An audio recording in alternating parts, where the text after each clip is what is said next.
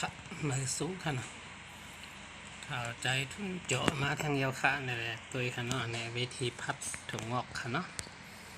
ถั่วงอกใส่เต้าหู้ในค่ะเนาะใส่โถฟูหรือว่าในค่ะเนาะอันนี้ถั่วงอกค่ะเนาะอันนี้ก็เหมือนว่าผัดไข่หมูเฮ็ดจ้อมกับวัตถุดิบหรือว่าเครื่องกิริยามันตัวค่ะเนาะอันดับแรกก็ติดทอดเต้าหู้ค่ะเนาะเต้าหู้หรือว่าโถฟูหลอดค่ะเนาะตัวคาคลิปหลายคลิปค่ะดีมีคือโดยค่ะเนาะวิธีถอดมันค่ะเนาะเราติดทอดแล้วเป็นก้อนไว้ค่ะเนาะในก็ ทางไหนคะเนาะขายอาหารเจ้าค่ะเนาะขายกัดเจ้าค่ะเนาะคุณนายในก็มันเหมือนว่าพอผักไข่หมูเฮ็ดหมูสร้างในก็ติดต่อเข้ามาตั้งเบอร์ข่าวไลฟ์ในค่ะเนาะข่าวที่สอนปัญตติวิชาข่าวมี2วิชาเหมือนค่ะว่านะสอนเฮ็ดกับข้าวแล้วก๋วยเตี๋ยวแล้วก็ใครเย็บเสื้อโคเป็นในก็เขา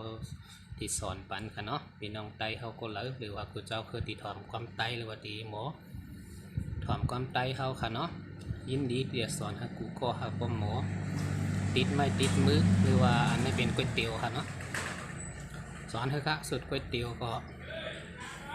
เอามาอบกันค่ะเนาะโทรมาอบกันตรงตักหากันหนังคือเขาปกติ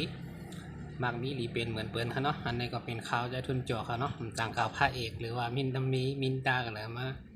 จ่องเงียเลยโฆษณาค่ะเนาะโฆษณาตัวเก่าเนี่ยฮะอร่อยก็ด้วยค่ะเนาะ กินน้ำสนใจโลกค่ะ อันนี้มามีเป็ดค่ะเนาะมามีเป็ดตูนเป็ดนี่ค่ะดีใจน้องแล้วปิกค่ะเนาะด้วยค่ะเนาะอันนี้มามีค่ะมามีเป็ดตูนหมูตูนไก่ตูนไงค่ะเนาะอันนี้ก็เขาตีใส่หลายอย่างค่ะเนาะเพราะว่าเผยสนใจก็แล้วใครมีปิงแย่หรือดังหู้ติดตัวไว้มันเสียหายค่ะเนาะมันไฮไลท์อะไรได้สีต้าเนี่ยไฮไลท์ในอกในตัวเขาค่ะเนาะมันดีอยู่กับเขากันตลอดชีวิตหรือว่าต่อจูเขาค่ะเนาะเขาสามารถหมอปอกเดียวแล้วก็มันติดไม่ติดมือเขาในมันเหมือนว่าเขาสามารถสอนให้ลูกคือล้างเขาหรือว่าก็เขาหักค่ะเนาะปีน้องคือเขาสอนให้เขาหมอทำมาหากินค่ะเนาะการขายค่ะเนาะมันก็มีหลายอย่างค่ะคนเขามันเหมือนกันค่ะเนาะมิลเกตแหลมเก๊กค่ะเนาะบางเจอกอบเก๊กล็อกลายเฮ็ดหลายอย่างค่ะเนาะเมืองไทยได้ก่อสร้างหรือเมบ้านสั่งสิ่งจะไหนค่ะเนาะทำความสะอาดจะไหนมันมีหลายหลายเมี่ยวค่ะเนาะช่วยขนาดนี้ครับเพราะว่าเกิดสนใจในก็ตรงตักคำมาแล้วค่ะอันนี้เป็ดตุ๋นที่ขากินอยู่เมื่อกี้นี่ค่ะเนาะ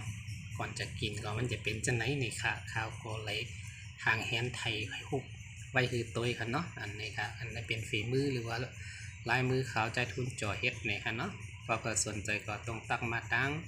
มีเซ็นเซอร์หรือว่าโทรขาวในร้านขาวค่ะเนาะอันนี้ก็เขากำลังจะจด